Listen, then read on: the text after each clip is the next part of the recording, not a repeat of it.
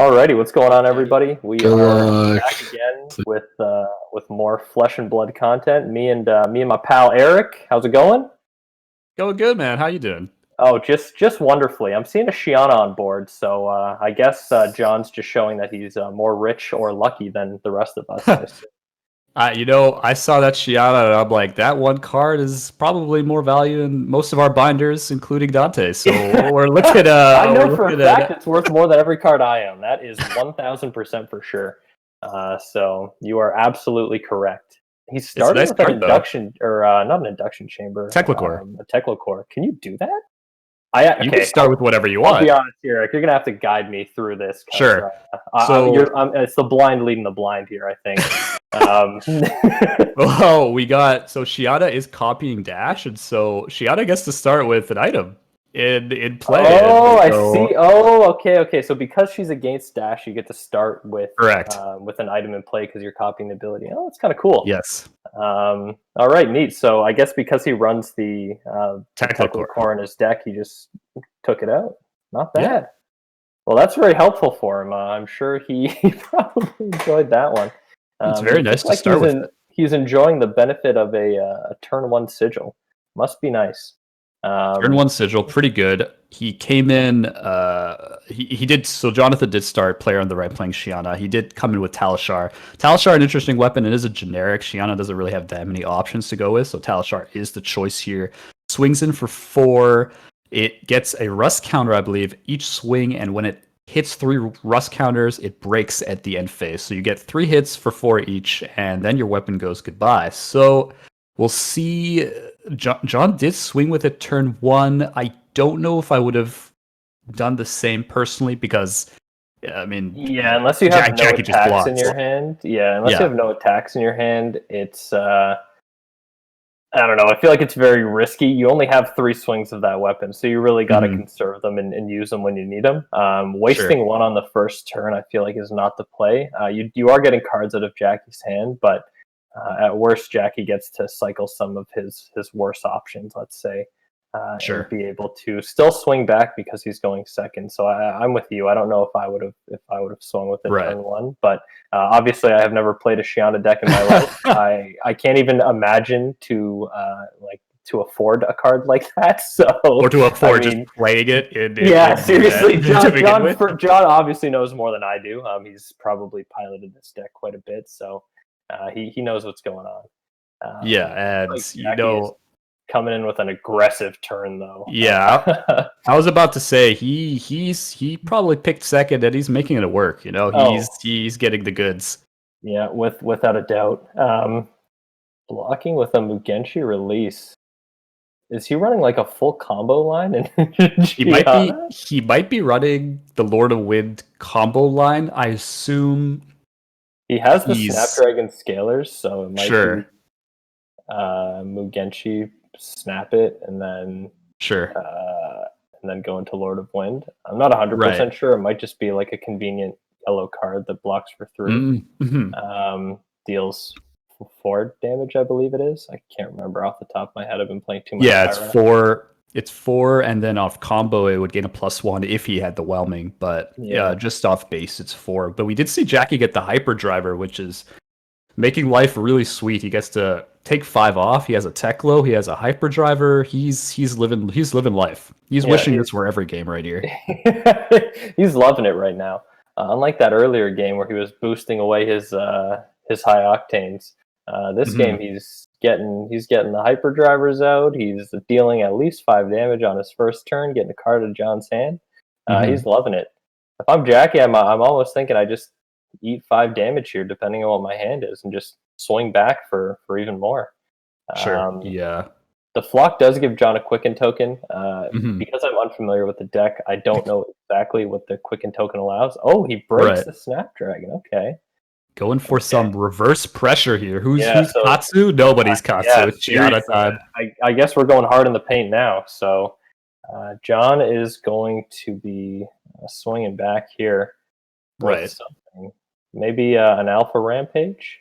E-Strike. Crazy. An E-Strike. with go again, so I'm assuming this is going to be either for 7 or 5 Or draw for card. draw a card. Yeah, I would, with one card in hand, I'm almost thinking just draw a card. I'm thinking it's draw a card too. I think that last card in his hand, he did reveal a Scar for a Scar, I believe, he did. to It's be able true. to play the Flock, but he might have put the Scar on the bottom.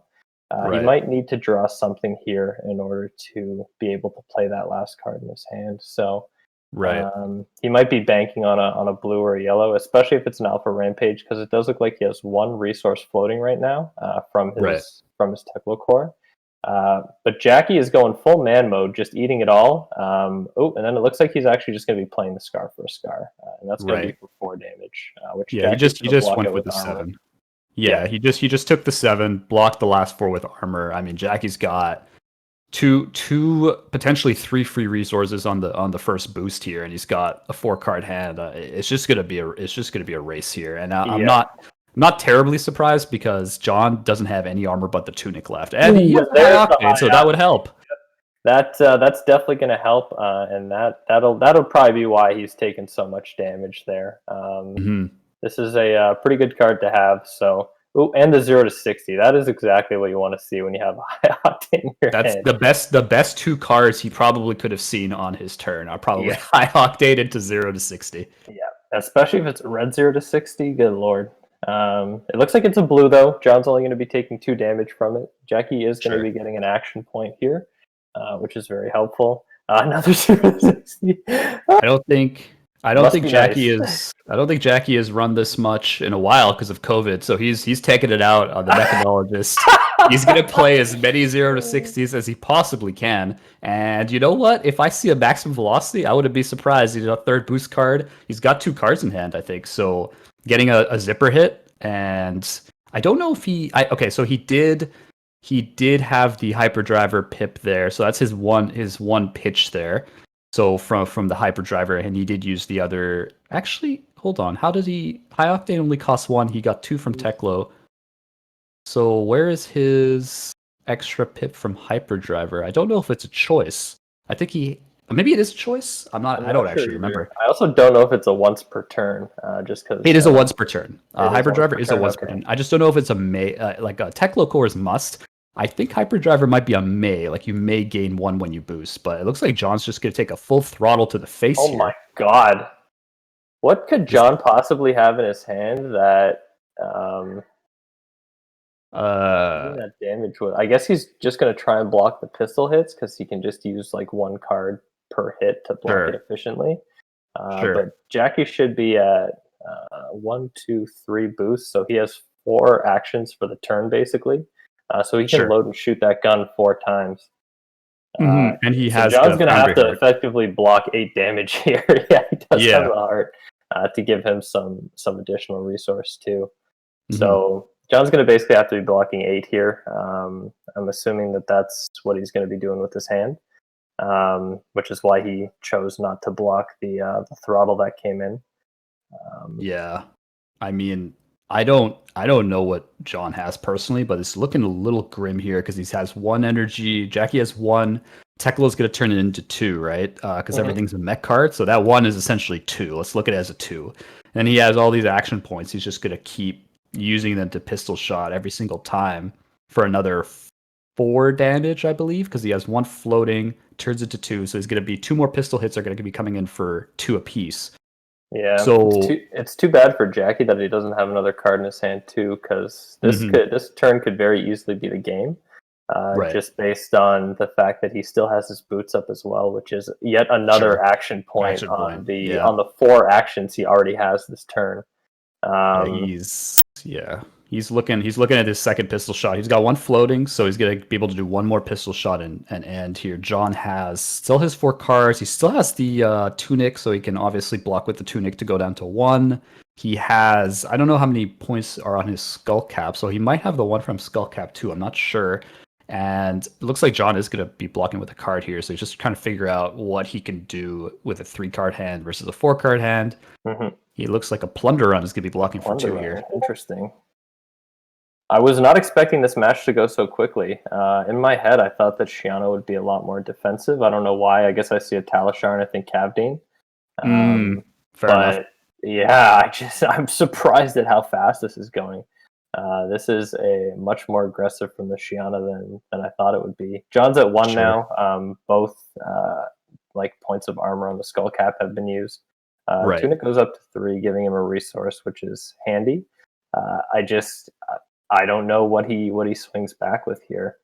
It looks like a scar for a scar, so that's helpful. Being at lower life, it'll have go again. Jackie might choose just not to block it and see what else John has available to him. He does still have 2 cards in hand, so I'm thinking that he can probably get some pretty big damage in. Oh, he razors the scar. Reflex, insult to injury, going down to 1. You already know that Jackie doesn't have any defense reacts. Now we're swinging the Talishar, and this is a must block.